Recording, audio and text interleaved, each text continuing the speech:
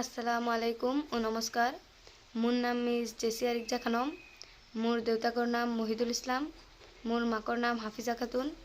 মই বৰ্তমান ২ নং ঘৰবয়া গাঁৱত বসবাস কৰি আছোঁ আৰু মই ইকৰা এক্সেলেঞ্চ একাডেমি বুঢ়াবুঢ়ী বিদ্যালয়ৰ পৰা এইবাৰ SSLC এক্সামত উত্তীৰ্ণ হ'বলৈ টোটাল মাৰ্ক হৈছে 533। মোৰ পাৰ্চেণ্টেজ হৈছে 88.83 আৰু মই অসমীয়া ছাবজেক্টত 100ৰ পৰা 100 পাবলৈ সক্ষম হৈছোঁ আৰু ইংৰাজীত 81 পাইছোঁ, আকৌ ছ'চিয়েল ছায়েন্সত 87, ছায়েন্সত 81, ইলেক্টিভত 88 আৰু মেথছত 96 পাবলৈ গোটেইকেইটা ছাবজেক্টত লেটাৰ আছে। কিমান সময় লিখা পঢ়া কৰিছিলা? ক্লাছ 10ত যেতিয়া তুমি উঠিলা, ক্লাছ 10ত কেতিয়াৰ পৰা লিখা পঢ়া আৰম্ভ কৰিছিলা আৰু কিমান সময় ষ্টাডি কৰিছিলা? মই এনেতে সময় চাই পঢ়া নাছিলোঁ, মানে যেতিয়া প্ৰথম 10ত উঠিছোঁ তেতিয়াতো পঢ়া বেছি থাকে।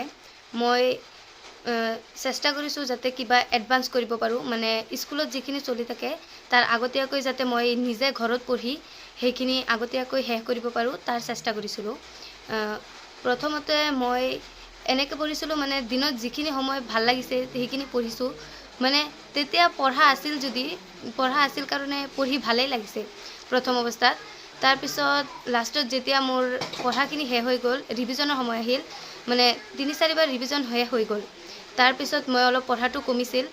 তাৰপিছত আকৌ প্ৰিফাইনেলৰ পিছত যেতিয়া আকৌ অলপ পঢ়া বঢ়াই দিছিল। প্ৰিফাইনেলৰ সময়ত মানে মই প্ৰতিটো ছাবজেক্টৰে এটা চেপ্টাৰ ডেইলি ৰিভিজন দিছিলোঁ। যিমান সময় লাগিছিল সেইটো মই মেনেজ কৰি লৈছোঁ। মানে নিৰ্দিষ্ট কোনো সময় নাছিল। ভাল ৰিজাল্ট হ'ল, গোটেইকেইটা ছাবজেক্টত লেটাৰ পাবলৈ সক্ষম হৈছা। তোমাৰ শিক্ষাগুৰুসকলৰ বিষয়ে কিবা? মই প্ৰথমতেই ক'ব বিচাৰোঁ যে আমাৰ স্কুলৰ মেনেজমেণ্ট ষ্টাফ সকলোৱে মোক এই পঢ়াৰ ক্ষেত্ৰত বহু সহায় কৰিছে। তেওঁলোকে বহু ভাল পৰামৰ্শ দিছে, যিখিনি মই ফ'ল' কৰি আজি ভাল এটা ফলাফল দেখুৱাবলৈ সক্ষম হৈছোঁ। তাৰে ভিতৰত কিছুমান শিক্ষক শিক্ষয়িত্ৰী আছে যিসকলে মানে আমাৰ কাৰণে বহুত কষ্ট কৰিছে। তেওঁলোকৰ ভিতৰত মই প্ৰথমতেই নাম ল'ব বিচাৰিম আমাৰ ভাইচ প্ৰিন্সিপাল ছাৰ ডাঙৰীয়া, ইনামুল হক ডাঙৰীয়া। তেওঁ ৰাতি দিনে আমাৰ কাৰণে যি কষ্ট কৰিছে তাৰ অৱদান আমি কেতিয়াও দিব নোৱাৰিম এই বুলি মই ভাবোঁ। আৰু আমাৰ প্ৰিন্সিপাল ছাৰেও বহুত কষ্ট কৰিছে। লগতে মোৰ এজন টিউশ্যন শিক্ষক আছিল নুৰুল ছাৰ। নুৰুল ছাৰেও মোক বহুত সহায় কৰিছে। তেওঁ স্কুলত টিউশ্যন কৰাৰ লগতে মোৰ ঘৰত আহিও মোক বহুত মোৰ ডাউট ক্লিয়াৰ কৰি দিছে।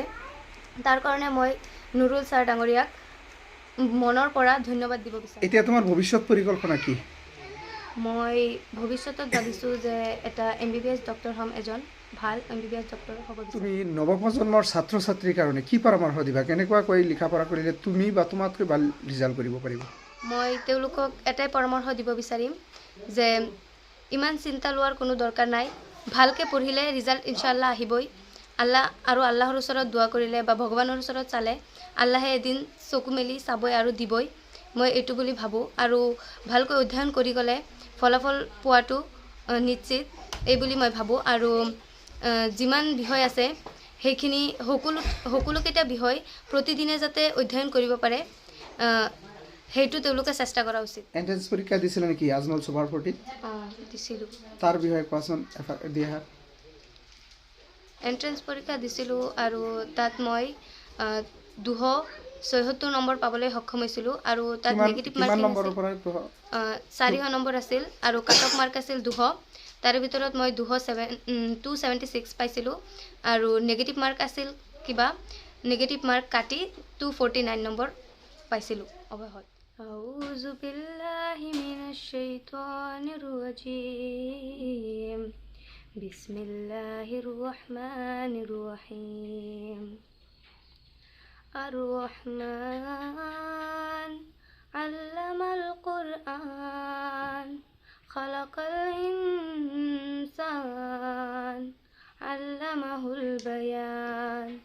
আশ-শামসু ওয়াল কামারু বিহুসবান ওয়ান নাজমু ওয়াশ-শাজারু ইয়াসজুদান والسماء رفعها ووضع الميزان ألا تطغوا في الميزان وأقيموا الوزن بالقسط ولا تخسروا الميزان والأرض وضعها للأنعام فيها فاكهة والنخل ذات الأكمام والحب ذو الأسف والريحان فبأي آلاء ربكما تكذبان صدق الله العظيم.